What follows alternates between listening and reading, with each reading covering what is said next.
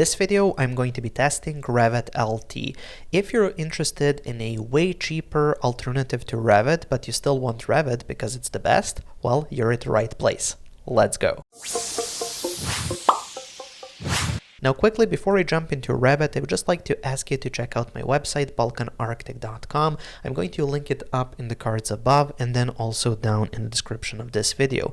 If you're serious about learning Revit, that's definitely the best place to be, with over 140 hours of content dedicated to all of the interesting and complex topics inside of Revit. And now, without any further ado, let's jump to, well, the Autodesk website. Now quickly, before I go to the comparison between Revit LT and Revit, I would just like to thank Autodesk for giving me access to Revit LT.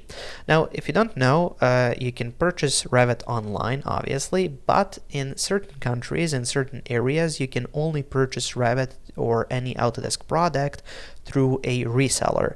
I'm from Serbia. I have to purchase through a reseller, and I just didn't get the ability to get Revit LT. It wasn't on offer, so I have the full version of Revit. However, a lot of my students are using Revit LT and I would like to test it, so Autodesk was kind enough to give me a license so I can test it out. Also, if I understand correctly, Revit LT should be now or in the very near future available in more markets, so you might be able to contact your reseller and see if they have Revit LT on offer right now. So anyways, now let's jump to the website. So here, this is the Autodesk website where we can compare their different products. I have Revit LT, Revit, and the AEC collection here. Now, personally, I have the AEC collection as my kind of main pack, and here you basically have many different software for the AEC industry. Here we can see the design software, and I can expand that and just see what's included there. So as you can see, you have quite a few programs here. The same thing goes for structural engineering. You have software for that, so on and so forth. So that's the AEC pack or the AEC collection. Revit is just Revit, and then Revit LT is the light version of Revit. So first, let's take a look at pricing, because that's really important. So for pricing, you can see that on the monthly price, Revit LT is only $65, Revit is $355, and then the AEC collection is $435. So just looking at all of this pricing, Revit actually seems to be the worst offer, just because Revit LT gives you almost everything that Revit has. Obviously, it has many limitations, but it is quite a lot, and it costs 5 times less. And then the AEC collection is just a little bit more, but you get so much more in terms of software. So I think the best option is to either go with the AEC collection or with Revit LT in terms of what you get. Now, if I scroll down here, you'll see this table where we have the comparison in terms of what's available for tools. So for architecture modeling, you get pretty much everything apart from massing. So if you want those complex shapes, that's not available. Then moving forward, for structure, we have some basic structural elements. However, anything a bit more complex, it's not going to be available for Revit LT.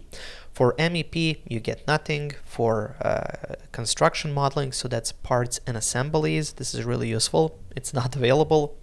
Then for advanced modeling, as we said, we have the family editor, so you can create your own families, you can create groups for repeating elements. However, anything else like in-place modeling and global parameters, send Revit to Format Pro and so on, not available. For collaboration, we have cloud models, but apart from that, not much more. For analysis, nothing. And then for presentation visualization, we get pretty much everything apart from a few things, which we'll explore later.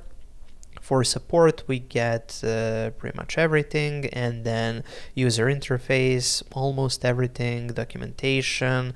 Yeah, you get most things apart from things that would be available for structure and MEP. And then finally here we have the view filters, which are not available, which are a big thing, so that's something. And for interoperability, well, you have some options. However, you can't import or export PDFs. You don't have point cloud support and so on. So that's something to keep in mind. Now, I have a more in-depth explanation in this previous video, which I have created. I'm just going to leave that up in the cards above, and you can check it out if you want. Right now, I want to test Revit LT, but before that, I just like to cover who is Revit LT meant for. Here, I would say that Revit LT is mainly for architects, just because for structure and MEP we have a lot of tools missing. Also, it's not for large firms, large companies working on large projects, just because the collaboration aspects are not there. So it's mostly for solo practitioners and small architecture firms. I think it can be really powerful to have Revit as a solo practitioner or as an architecture firm, even if you're not interested in utilizing the full potential of BIM. In a lot of cases, unfortunately, when BIM is listed as something that's necessary for a certain project, it's not really. So you need to just complete the project in Revit, and that's pretty much it. I've seen a lot of projects where they say, okay, yeah, BIM utilization to the highest level, and then it's just, we want Revit geometry and we don't really care about BIM at all.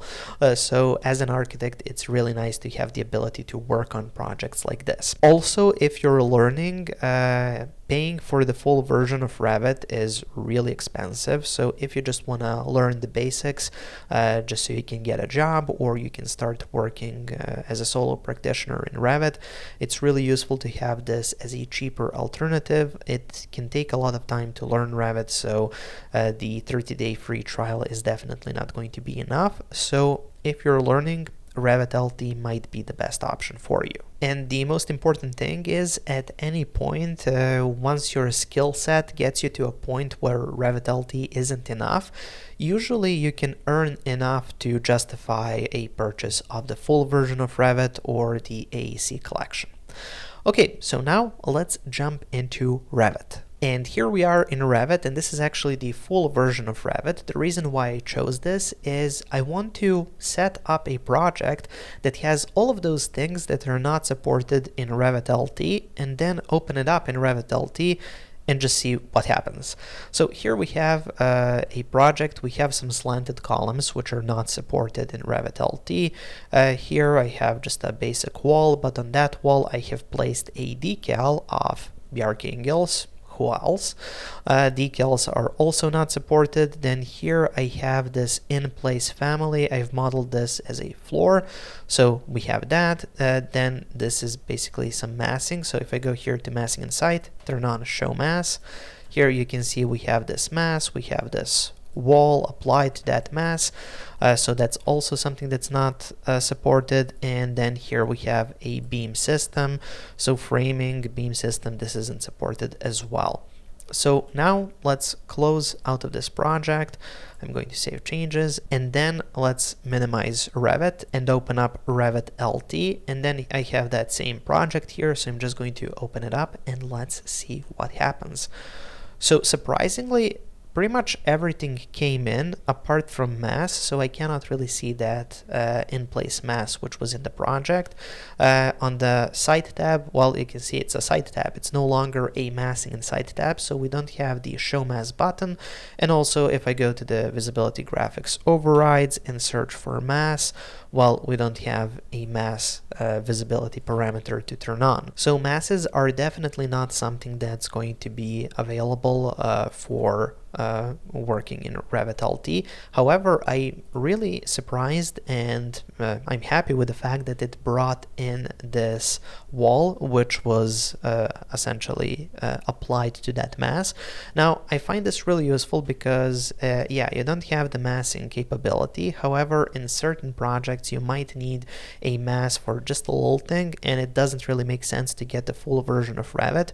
So with this functionality, you can just hire somebody like on Fiverr to create that mass in the full version of Revit for a low price, and then you can continue working in that model. So I'm very happy with that. Also, the fact that the beam system is here, I like that. It's not going to be editable, so You can see you cannot edit the boundary. You can't really work on this project in terms of the massing and the structural elements. However, you will be able to use that. So if you make some changes to the project, well, tough luck. You would have to find somebody with a full version of Revit to change your structural elements and the massing. However, if you just need a one-time thing, you can easily get it from somebody with a full version of Revit. Then moving forward, here we have those slanted walls, and here I'm really surprised by the fact that you can actually control the slant of that walls still. So even though it's loaded in, and here if I go to structure, we don't really have slanted walls. Well, here this will work as a slanted wall. So I can only place vertical walls. However, if I have a slanted wall which was created in the full version of Revit and loaded into the Revit LT, it's still going to work as a slanted column. Then we have this in place component. So as you can see, this is just a floor. So the category stayed, this is there, but we cannot really edit this in place. So again, we can bring it in, we can change it. And then the decal, again, it's there. If I try to right click and be kind of slick about it and go to create similar, it's not going to allow me to create similar. So that's okay. However, I can copy it on the same wall, which is nice, and I can resize it if I want. So that's available. So there we go. If we bring in something from the full version of Revit, which is not supported in Revit LT, it will still work. Yeah, one thing that I want to test as well, here in the level 1 floor plan, I have placed this PDF, and you can see it's still there and it's still scalable. However, it's here it says PDF. However, it looks like it was converted into a raster image. So yeah, it's there, but it's no longer a PDF. So it is going to keep the PDF. It's just going to convert it into an image. So that's nice. Okay, now moving forward, let's go back to our architecture tab, and here you can see we have that component. So we can bring in families, obviously, and place them. However, we don't have the model in place. But what you do have is the wall tool, and if I expand this, here we have an in-place wall, which is, as you can see, it just works like a regular in-place family. So the only limitation that I see here is it's not going to be able to be set up as a category, as a different category, which would be a problem if you're working on a large project in a large team, large company, and you have to coordinate everything. If you're working alone, this really isn't a problem. So yeah, I can create something. So I can create like a extrusion or something. There we go. So we have this extrusion, and I can finish the model, so it's there.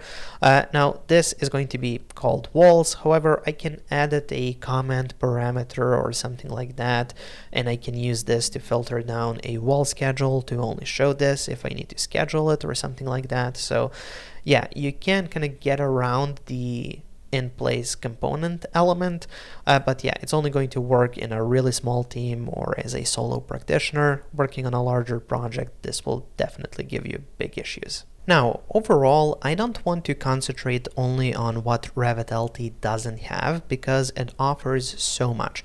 So yeah, you don't get plugins, you don't get Twinmotion, you don't get rendering here, so there are some limitations. However, you do get a really powerful piece of software at less than 20% of the price. So I think it's a great offer. It's a great low entry software, light version. And then when you get to a point where you actually feel the limitations, well, usually you're going to be at a place where you can afford to upgrade to the full version of Revit. I think it's really exciting that Revit LT is going to be available in other markets where just the price of architecture is a little bit lower, so it's hard to afford high-end software like the full version of Revit. So I think this will be really powerful for users from those areas. I will be making more content on Revit LT in the future, and I'm actually planning out a video where I'm going to show you how you can perhaps get around some of these limitations for Revit LT. If you have certain ideas of certain workarounds, please let me know in the comment section below, and also tell me what else do you want to see when it comes to Revit LT. Okay, so if you want to get access to this Revit project file or any of my other Revit project files, you can find that on my Patreon page, which I'm going to link up in the cards above and then also down in the description of this video. Thank you for watching, guys. Make sure to check out my website, balkanarchitect.com, for more Revit courses. There I have over 120 hours of content, and I'm adding more each week. Make sure to subscribe for more videos, and also I've added a video over there that might interest you as well.